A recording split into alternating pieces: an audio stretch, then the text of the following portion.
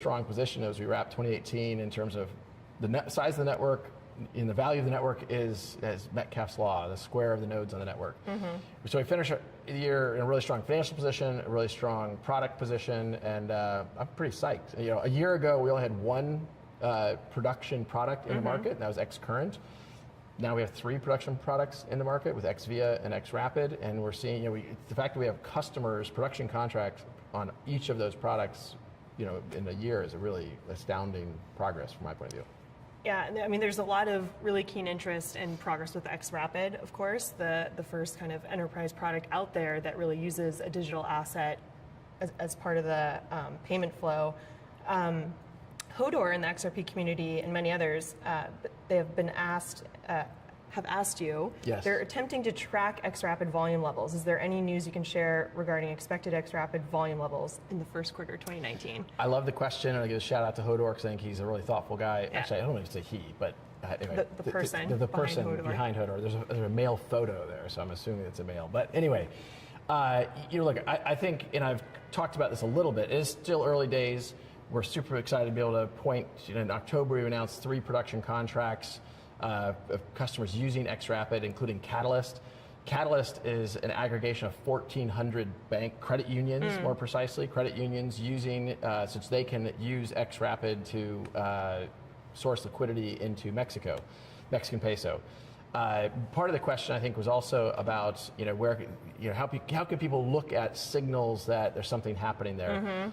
I think we have publicly shared that we're working with 4 different digital asset exchanges with XRapid, and I'm seeing if I can name them all: Bitso, CoinsPH, Bittrex, and a 4th one that I can't remember right this very second. Bitstamp. Bitstamp, that's right. Yes, sorry, Bitstamp. We like those guys. Absolutely.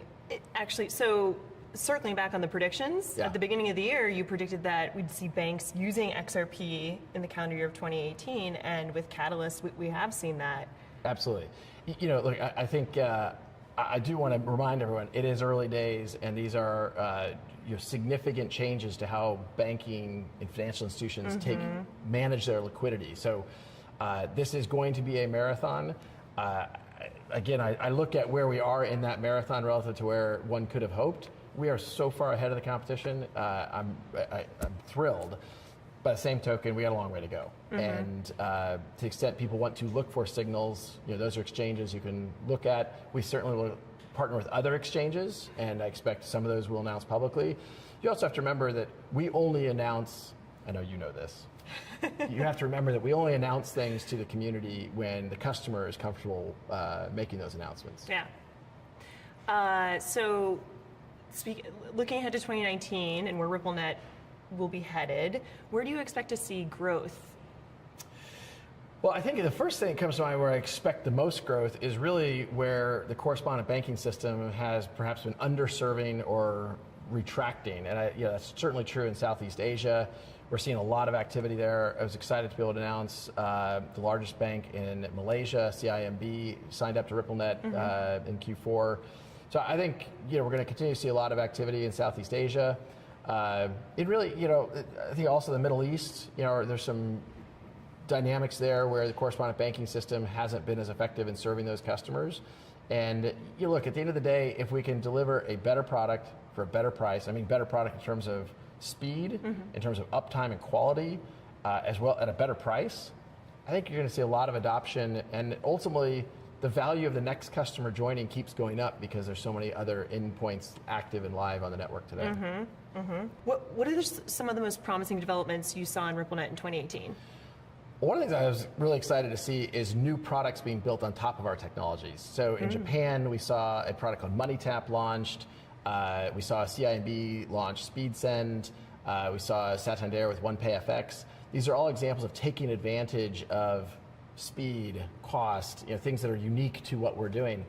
The other thing, which is I think something we have predicted would happen but hadn't yet happened, is we saw people start to lower their fees for transactions. So BTEC lowered their transaction costs from $20 per transaction to $2 per transaction, and we saw a huge increase in activity, which just makes sense. And one of the predictions we have made from the earliest days is the secondary and tertiary effects of what Ripple is doing on the global financial ecosystem it's a big deal. And 2018 is when we started to see that actually not just in theory, but actually play out in reality. Yeah, when we invest in our customers' success, it makes the whole network more successful. Yep. So going back to XRP use cases, you were talking about how ecosystems expanding well beyond Ripple, examples like Coil and Omni. What other use cases are you excited to see blossom in 2019? Well, 2018, we announced for the first time this project we call Spring, and we hired a gentleman named Ethan Beard to run that project, who I think couldn't have been a more perfect fit in terms of his skill set. And we've announced a number of deals in this space. Certainly there's a number of deals that we have worked on that we haven't announced yet, but I think we want to look at anything that takes advantage of XRP's uniqueness as a extremely fast, extremely low-cost transactions. And there are examples that we have talked about publicly. We announced a small investment in a company called Securitize recently. We're going to continue to do deals like that and see the overall ecosystem grow. And I think we made good progress in 2018, but you should definitely expect more from us in that in 2019. You even came across beyond the work of Spring, but just an example of a travel site that's now accepting XRP for payment. Travala, I think is the name of it, is accepting XRP for payments for travel transactions. And again, I think in the long run, the most effective way to prove out what we're doing is to see this real world organic development, and we're seeing a lot of that happen. You're going to book a trip with XRP? Absolutely. So we were talking about one of the core principles around the XRP ledger is its decentralization. That's what makes it so great at what it does. And yet we still hear critics from the broader crypto ecosystem claim it's not decentralized. What do you say to them? I think, we've been talking about this for years, right? I feel like it's maybe not every AMA we do, but I feel like this comes up. And like people are going to spread their FUD. I think there is misinformation out there, and people are going to continue to, engage in whatever zealotry they may. It is very clear the XRP ledger is decentralized. Today, Ripple runs 7 validators. That's about 4% of the public validators.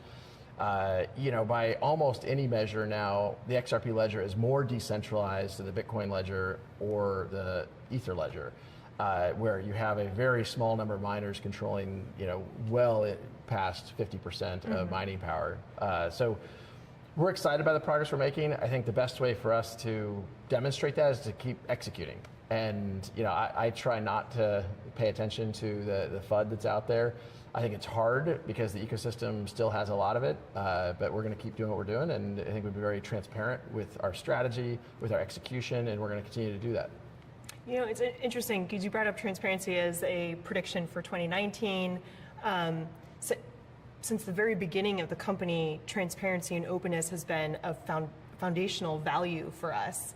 And it's interesting, we face a lot of public criticism for just the opposite, specifically you and I, that we are intentionally trying to mix up Ripple and XRP in what's happening in each.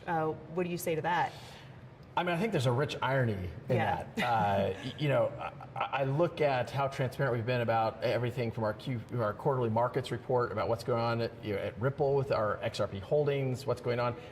Most of the projects, you don't even know what people own. You don't know what the conflicts are, the conflicts of interest. So I think it's ironic because we have been, I think, way more transparent than others in the industry. I think we need to continue to do that.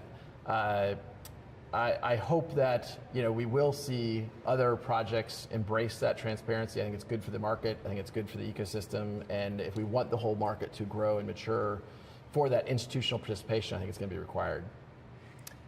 We'll end it with a fun question. What is your breakfast of champions? My breakfast of champions tends to be not very exciting. I'm coffee and maybe a bagel with a little avocado on it or something. But but breakfast is a low on my priority list. You're totally underplaying this. Breakfast meetings is your jam. Well, I do breakfast meetings, but I tend to start very early in the morning, and so I come to the office, and if I have a breakfast meeting, I do a fair number of breakfast meetings. That's fair. You are online early. Yes. We've noticed. Well, thank you, Brad. Thank you. That wraps it up for us. End of the year 2018. Thank you, everyone, for joining.